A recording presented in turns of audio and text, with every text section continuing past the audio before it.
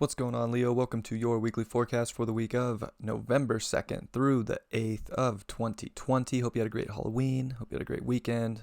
Hope you're doing great. It is a pretty crazy, I would say, lead up to a weekend, which is really kind of wild energy. So we'll jump right in. The big news this week is Mercury is going to station direct in your third house. It's going to square Saturn pretty much all week, to be honest, in your sixth house. So, Mercury retrograded from your fourth house to your third. I think you had to internalize a lot of emotions. You had to figure things out there, and you have to, kind of figure out how you want to communicate that. And, now it's time. And I think Saturn square is kind of giving you the responsibility to take action on everything that you learned throughout this Mercury retrograde. So it's time to speak up for the emotions and the security within yourself. And I would say that with the sun in your fourth house too, there's a lot of internal stuff that needs to go on. There's a lot of building your roots within yourself, nurturing yourself, and making sure that everything's taken care of deep within, and to be able to communicate those emotions out, and make sure that there's an order to them. I would say with Saturn in the sixth, like, make sure that they're taking responsibility for communicating what you want in reality and how you are going to change routines up in that kind of way, and not restricting yourself from the purity that you need to express.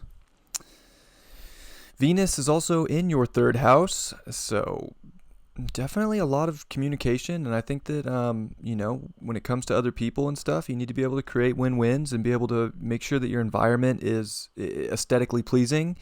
Venus is going to oppose both the midpoint of Mars retrograde and Chiron this week. And then by the end of the week, it's going to really press on that opposition to Mars retrograde in your ninth house. So I think that, you need to make sure that that there's a beauty in your environment, and that, you're taking action for that stuff and you're feeling comfortable there, as well as, kind of, I would say, letting the universe guide you too. So it is this kind of mix of like expanse and then also narrowing things down.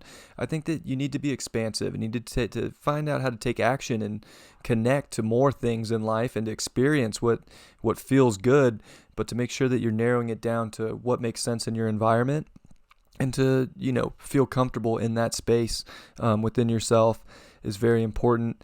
That Moon is going to be in your 11th house for the beginning of the week, coming off the full moon, and it is going to square Neptune in your 8th house. So I think that individualizing yourself and kind of making sure that you're connecting with the right groups is very important. And emotionally, you're going to want to kind of disconnect from what isn't aligning within you, to do it your own way in a sense, and to break out of that.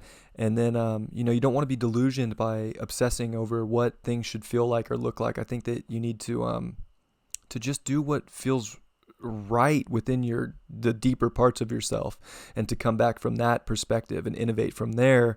And it could feel a little delusioned or a little weird, but there is this like detachment of what things need to look like here, and just kind of letting yourself and what you want to individually create, in a sense, kind of guide you, and to not be illusioned from what, any sort of desires that aren't of your own, and to make sure you're connecting with the right people in life.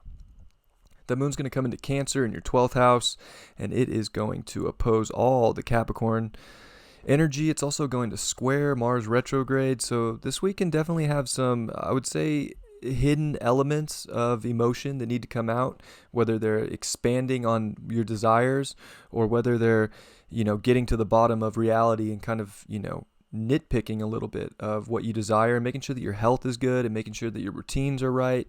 And, it can be a little weird, but in a sense, you have to really do what emotionally connects you to the universe, in a sense, and to spirit, and to let that guide you, but to not, get too picky or too stressed out with things, I think would be important. And to kind of let your desires and beliefs of what could be and what could expand you in this world, and what could take you to the environment that is going to feel the best, is the way to go.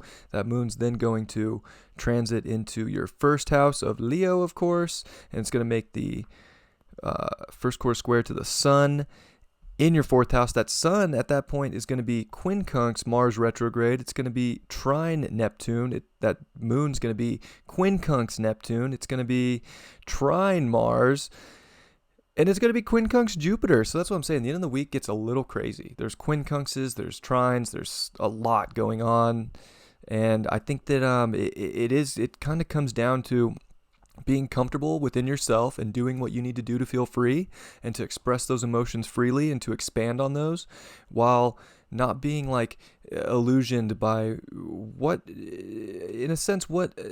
physical things are holding you back. In a sense, it's an expansive nature of letting go of any obsessions and making sure that you're breaking away from what isn't letting you innovate within yourself and move forward from a deep emotional and even outer ego perspective. So there's a lot of focus on yourself and individuating from that place, and then connecting with people that let you individuate on that same place. So it gets a little weird, and it can feel like there's not a lot of control next weekend, where you're just kind of being puppeteered to really get what you want and do it your own way and kind of break free from what it needs to look like and to have that ultimate security within yourself.